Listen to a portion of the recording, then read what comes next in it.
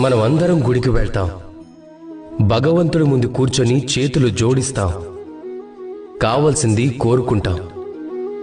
ఎప్పుడైనా ఆలోచించారా దేవుడికి ఏమనిపించుంటుందో?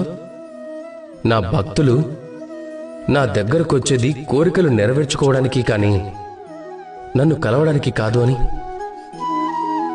అందరూ గుడికి వెళ్తారు, తమ తమ కోరికలని దేవుడి ముందు పెడతారు. ఒకవేళ వారి కోరికలు నెరవేరకపోతే నిరాశ చెందుతారు. కనుక ఇకపై ఎప్పుడు గుడికి వెళ్ళినా మీరు భగవంతుడి ముందు కూర్చోండి, నమస్కరించండి, ధన్యవాదాలు చెప్పండి.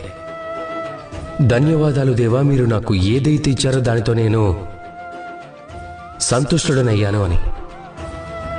నాకు మీ మార్గదర్శనం చాలు.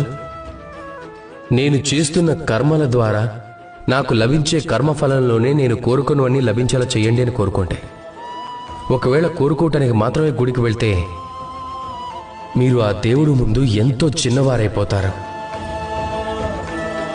అలా కాకుండా మీ పనిని మీరు చేసి దైవానికి కృతజ్ఞతలు చెప్పడానికి వెళ్తే మీరు నిజమైన దైవాన్ని చూడగలుగుతారు.